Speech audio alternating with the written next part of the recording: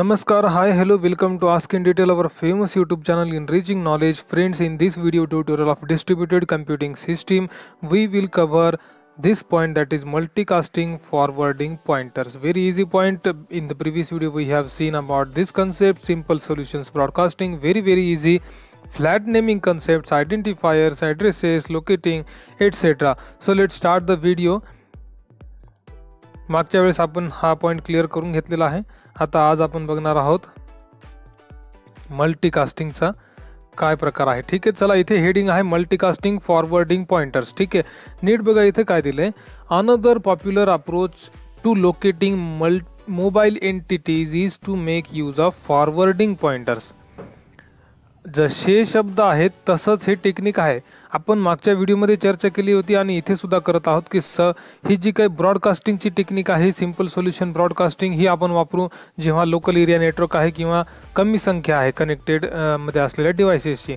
पण जेव्हा नेटवर्क खूप ग्रो होतं, कम्प्युटर संख्या खूप वाढते, नेटवर्क खूप वाढतं, त्यावेळेस कोणती टेक्निक वापरावी लागेल तर मल्टीकास्टिंग. बरोबर आहे.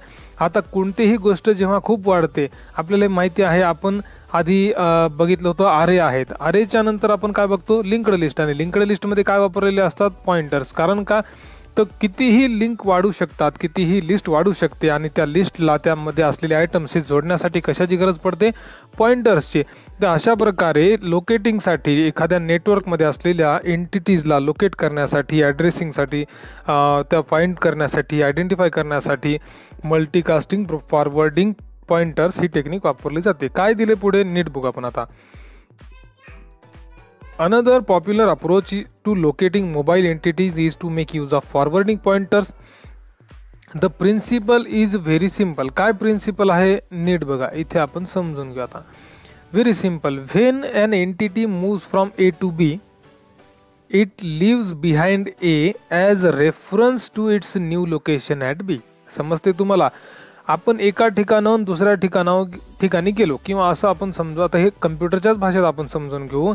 एखादी सिस्टीम किंवा एखादं सर्व्हर एखाद्या ठिकाणाहून दुसऱ्या ठिकाणी आपण नेलंय, किंवा आपण म्हणतो की माझ्या कम्प्युटरचं आता स्पेस पूर्ण झालेली आहे, माझ्याकडे मेमरी स्टोरेज नाही आहे, तर मी काय करतो की दुसऱ्या एखाद्या कम्प्युटरचं स्टोरेज मी जोडतो आणि जोडण्यासाठीच कशाची गरज असते, पॉइंटर्सची किंवा रेफरन्सची. नवीन लोकेशनचं रेफरन्स देणे की इथून पुढं माहिती आहे या पुढच्या स्टोरेजवर. समजते तुम्हाला. तर अतिशय सिंपल टेक्निक आहे. म्हणजे काय, कम्प्युटर वाढत जाणार आहेत, नेटवर्क वाढत जाणार आहे, आणि जसं नेटवर्क वाढत जाईल तसे रेफरन्स किंवा लिंक्स तुम्हाला म्हणजेच पॉइंटर्स द्यावे लागतील. समजते. व्हेरी सिंपल आहे. पुढे बघा आता. The main advantage of this its simplicity. सरळ आहे, लिंक देणे, सिंपल सोल्युशन. पुढं, as soon as an entity has been located, for example by using a traditional naming service, a client can look up the current address by following the chain of forwarding pointers. समजतं. इथेच diagram बघा आता. समजा ही आहे a system. ठीक आहे, आणि यावरचं पूर्ण मेमरी फुल झालेली आहे, आणि आता पुढची लिंक दिलेली आहे ह्या बीची, त्याच्यानंतर पुढची लिंक आहे या सी कम्प्युटरची. आपण काय करणार की इथे जे करंट ॲड्रेस आहे, बरोबर, याला आपण म्हणू करंट ॲड्रेस. या करंट ॲड्रेसला आपण इथे जाणार, आणि इथं गेल्यानंतर आपोआप आपल्याला पुढच्या लिंक भेटत जातील, किंवा बऱ्याच वेळेला ह्या लिंक ऑटोमॅटिक असतील. तुम्ही तुमचं फक्त सर्चिंगचं काम करायचं आहे, तिथून फक्त डेटा प्रोव्हाइड होण्याचं काम आपोआप होत राहील. हे कशाच्या जीवावर होत राहील, फॉरवर्डिंग पॉइंटर्स. समजतंय. Very simple. पुढे, there are also a number of important drawbacks. याची काही ड्रॉबॅक्स सुद्धा आहेत, डिसएडव्हान्टेज सुद्धा आहेत. कसे, first is no special measure are taken. काही विशेष अशी काही मेजरमेंट नाही घेतलेली. A chain for a highly mobile entity can become so long. चेनच एक प्रकारची, आत्ताच आपण बोललो की एकाला एक कम्प्युटर लागून ती चेन वाढतच जाणार आहे, आणि ही अशी खूप लांब वाढत जाईल, लॉंग होत जाईल, आणि त्यामुळे किचकटपणा येऊ शकतो किंवा त्रास होऊ शकतो, किंवा ही प्रोबॅबली एक्सपेन्सिव्ह म्हणजे महाग सुद्धा होऊ शकते वाढत गेल्यावर. बरोबर आहे. दुसरं डिसएडव्हान्टेज किंवा दुसरं आपण म्हणू ड्रॉबॅक काय बघा. Second, all intermediate location in a chain will have to maintain their part of the chain for forwarding pointers. प्रत्येक जे काही लोकेशन आहे त्याला प्रत्येकाला पुढच्याचा लिंक द्यावंच लागेल, पुढच्याची ॲड्रेस देत राहावी लागेल. जसं हे जितकं लॉंग जाईल तितकं त्याला काय करावं लागेल, फॉरवर्डिंग पॉइंटर द्यावेच लागतील. म्हणजे जशी चेन वाढत जाईल तसे पॉइंटर सुद्धा अवेलेबल करून देत राहावेच लागेल, बरोबर आहे.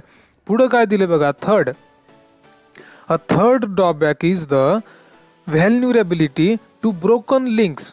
बरोबर आहे, कधी कधी लिंक ब्रोक सुद्धा होऊ शकतात, ब्रेक होऊ शकतात. म्हणजे काय, आता एखाद्या वेळेस असं होऊ शकतं की एखादी सिस्टीम फेल केली, सर्व्हर डाऊन झालं तर लिंक फेल होऊ शकतात, बरोबर आहे. तर हे सुद्धा एक त्रास आहे. पुढे बघा, as soon as any forwarding pointer is lost the entity can no longer be reached. आता पॉइंटरच जर लॉस्ट झालेला असेल, नीट बघा, तर मग कसं काय पोहोचणार आपण त्या एंटिटीपर्यंत, त्या कम्प्युटरपर्यंत किंवा त्या ॲड्रेसपर्यंत, त्या डेटापर्यंत? अवघड आहे. म्हणून हे ड्रॉबॅक्स आहेत. पुढं काय, an important issue is there for to keep chain relatively short. ही चेन जी आहे याला सोल्युशन काय दिले आणि इश्यूला या की एक छोटीशी ठेवावी, and to ensure that forwarding pointers are robust. म्हणजे फॉरवर्डिंग पॉइंटर्स जे आहेत ते व्यवस्थित असावेत, दणकट असावेत, एकदम आपण म्हणू ट्रस्टवर्दी असावेत. ठीक आहे, असा हा एकंदरीत पूर्ण पॉइंट आहे. अतिशय सोपा आहे, सिंपल आहे, समजून घेण्याची गोष्ट आहे. आपण हे दररोज बघतो आणि अनुभवतो आहोत. त्यामुळे काही अडचण असल्यास इथे कमेंट करू शकता, विचारू शकता, किंवा नेटवर किंवा तुमच्याकडे बुक्स असतील सर्च करू शकता, वाचू शकता. वाचाल तर वाचाल, जास्तीत जास्त वाचन करणं अतिशय आवश्यक आहे. व्हिडिओ बघितल्याबद्दल धन्यवाद.